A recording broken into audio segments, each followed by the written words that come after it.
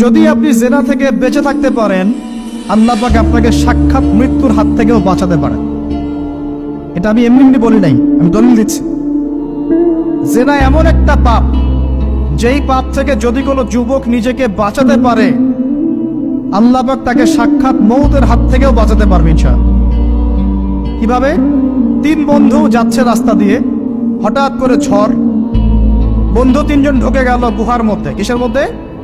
গুহায়, যে পাহাড়ি এলাকায় আপনারা থাকেন যারা, গুহার মুখ। হঠাৎ করে পাহাড়ের পাথর দিয়ে গুহার মুখটা বন্ধ হয়ে গেল। এখন খোলার কোনো অপশন নাই। সবাই বলছে এখন 3 জন, এখন তো আমরা বের হতে পারবো না। সবাই সবার নেক আমলের ওসিলা দিয়ে আল্লাহর কাছে দোয়া কর। কিসের ওসিলা দিয়ে? নেক আমলের ওসিলা দিয়ে দোয়া করতে হয়। যে হাদিস, এই ছেলে বলছে, যুবক ছেলে, আল্লাহ আমার একজন চাচাতো বোন ছিল, তো চাচাতো বোনকে সে খুব ভালোবাসতো, তাকে সে পেতে চাইতো, মানে তার সাথে সেক্সুয়াল সম্পর্ক করতে চাই। শুনে কথা বলে, এখন সেই মেয়েকে অনেক প্রস্তাব দেয়, সেই মেয়ে রাজি হয় না। শেষে বলে, যদি আমাকে 1000 বা 100 স্বর্ণ মুদ্রা দিতে পারো, দিনার, তাহলে আমি তোমার সাথে সেক্স করব, মানে জেনা করবো না। তো সেই ছেলে অনেক কষ্ট করে এই টাকাগুলা বা এই দিনারগুলো অর্জন করে, কামাই করে, দিনরাত পরিশ্রম করে, ঠিক আপনারা যেমন করছে না। তো এরপর সে তার স্বর্ণ মুদ্রা দেয়, দিয়ে বলে যে এখন আমাকে আমার কাজ করতে দাও। তখন সেই মেয়ে রাজি হয়। ঠিক যে মুহূর্তে তারা সেক্সুয়াল সম্পর্কটা করবে, ঠিক ওই মুহূর্তেই এই মেয়ে বলে ওঠে, হে আল্লাহর বান্দা, আল্লাহকে ভয় করো।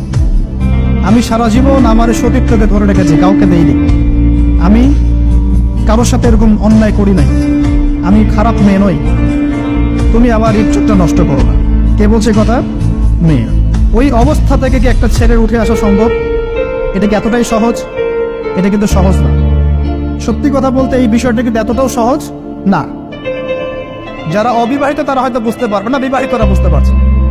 তো ওই অবস্থা থেকে সেই টাকাগুলো না নিয়ে, সেই স্বর্ণ মুদ্রা মেয়েকে দিয়ে, ওখান থেকে সেই ছেলে উঠে আসে আল্লাহর ভয়ে।